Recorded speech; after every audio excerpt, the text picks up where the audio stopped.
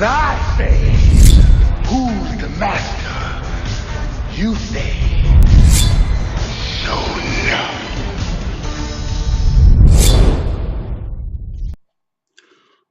Good morning, guys. Showing off the King here, back with another video. It's Saturday afternoon, so you know what that is. It's Franxx time. Episode 23. Just got finished watching it. The emotions are still raw, so you guys gotta excuse me. This is another tearjerker episode, and again, Studio Trigger. Just when you think that they have pretty much laid all their cards on the table, they come back with an impactful episode. Um, and again, this is one of those episodes. So without further ado, let's just jump into the overall review. So we find out overall that the battle is over and that Strelenzia, a path, has gone into space with the rest of the Classosaurs to fight off Rim and leaving the body of his Zero Two and HIRO behind. They must have gotten out of the cockpit and was able to be let off while the Strelenzia. And again, when that first happened, I thought it was very weird because again, I was under the understanding that the only person that could pilot that mech, for lack of a better word, is Zero One, or in that case, Zero Two and HIRO. So I thought it was weird that the thing would leave on its own. So I had already in my head started to think, now that we see that Zero Two is there alive but not alive, I had already thought that her brain was inside of the Apath Franxx. So it wasn't so much of a surprise when we find out later on that indeed her mind is. There was a lot of foreshadowing that that was the case in the last episode, kind of like when her silhouette fell over HIRO when they were fighting, and she's saying that I will always be with you no matter what happens. That kind of gave you the inkling that okay, so she will be there in spirit and mind, not so much in body. So again, when we find out that what I didn't know is that even though her mind is in Strenzia right now,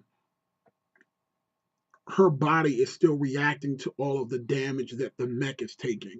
So I thought that was very interesting to see her with fresh cuts on her arm, and then her face was getting gashed, and that's kind of how HIRO figured out that oh my God, her mind is still up in space, and I'm down here trying to pretend like I'm playing house. So it's it was very emotional because again, being a dad, being a husband, I completely feel for HIRO in his situation where he's telling his friends, he's like, look, I made Zero Two a promise that no matter if we ever got separated, doesn't matter how far, I will come for her and she would come for me. And in the last episode, that's exactly what happened.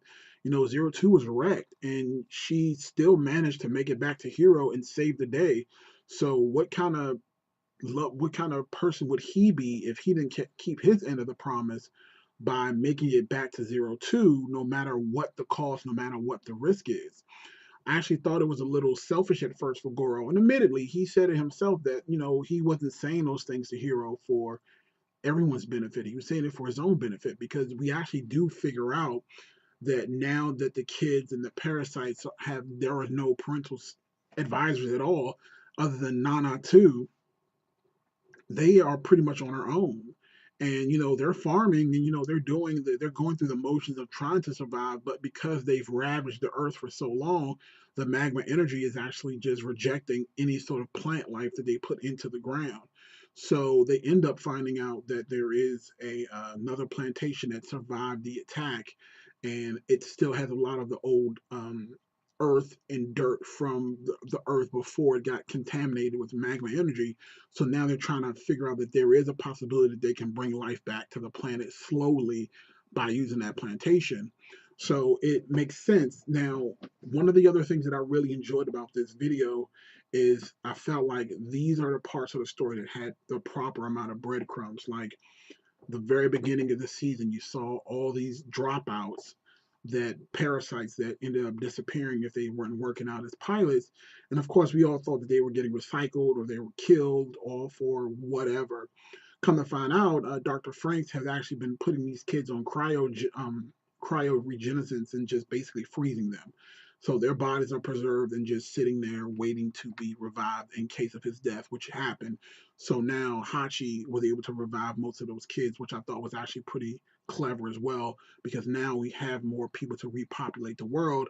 Now Hachi and Nana One, or I'm just gonna call her Nana OG because she's the first original Nana that really matters.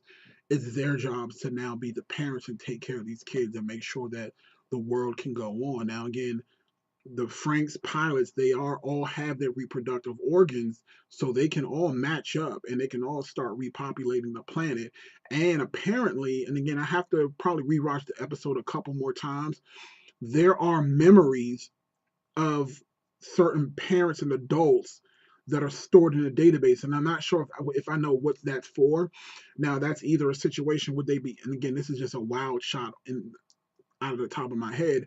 I don't know if that's a situation where they want to just implant those memories into some of these kids so they'll know how to survive later on in life, or are those people that are also still alive in plantations that could also kind of come out and kind of repopulate the world as well. I don't know. Hopefully, we'll be able to find out because I believe I'm not. If I'm not mistaken, I believe next week is going to be the final episode, and we do find out at the end of the day that the entire group is going to go into space and fight off Rim.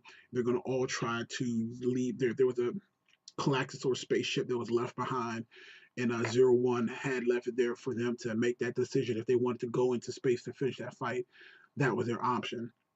So of course, HIRO figured that out that he can get into space. He's gonna go for 02, and I absolutely love that about his character. That no matter what, he's not gonna leave his girl behind because that's exactly the kind of mindset that I would have. Like when I watch some of these shows, I kind of put myself in that person's position, and I'm sitting there thinking to myself, I'm like, I don't care what Goro is saying right now. I don't care what Ichigo is saying right now. I don't even care about myself. All I know is that my shorty's up there. I'm going up there. Simple as that. Whatever happens, happens. If we die, we gonna die together. But I'm not standing down here raking leaves and shit and just watching her body deteriorate while she's fighting for our freedom. I'm going to stay here. Nah, it's not gonna happen. So I commend HIRO on his ability to kind of take charge and just have that attitude of I'm not leaving her here by herself while I'm down here. I'm going to get 02. So I really applaud you, HIRO, for that. You my man. You the man. So, like I said, overall, I think I've touched on every. Let's see. Am I missing out on anything in particular? Probably not. So, oh, you know what I am? Silly boy. Uh, we have more. We have confirmed pregnancy with Kokoro and Mitsuru. It looks like Mitsuru and Kokoro will be staying behind. So, and again, it would have made sense because again, in her current situation, she could not pilot a Frank at all because again she's pregnant. Again, it's I thought it was great that Mitsuru was going to stay behind and be with Kokoro through this whole situation, and it does look like he's starting to slowly get back his memories. If not, already has some of those memories back because you can kind of tell that he's wanting to be there for her, but it just really hurts because he doesn't know why. And it was actually almost a translation issue that happened earlier in the episode when Nana 2 was talking about it.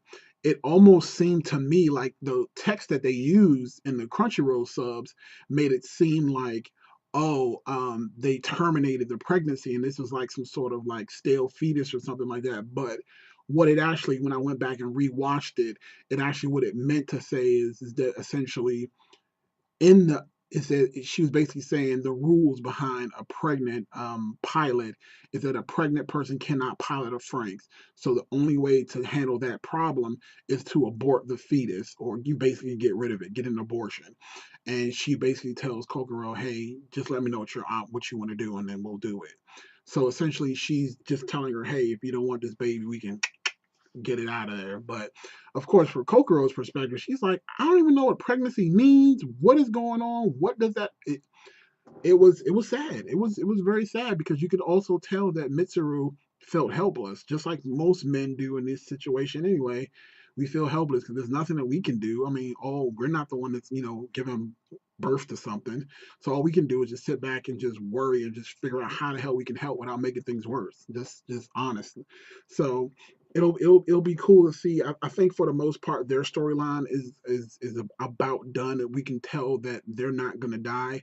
But with the nines deteriorating as well because they're not getting their maintenance done, I definitely think that when they go into space, they're going to be some of the casualties that we see. The rest of the nines are probably not going to make it back, and I'm pretty sure at least one of the other pilots are not going to make it back. My guess is probably Futoshi.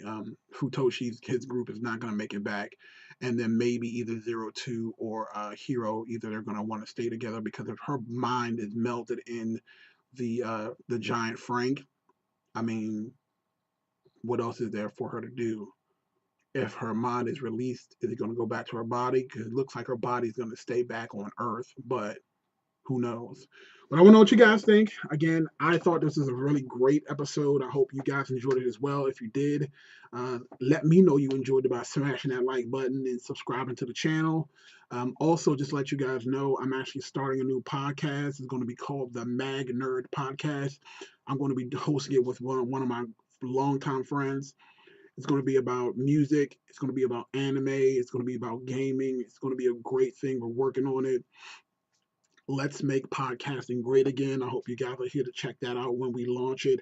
I'll definitely will put some information out there if you guys want to listen to the episodes. It'll be on Spot. Excuse me. It'll be on SoundCloud. It's going to be on Stitcher, and it's going to also be on iTunes. Right now, if you want to start following the Mag Nerd Podcast, you can find us on Twitter at MAG Nerd Podcast on Twitter. Shut up the King. Have a great day, guys.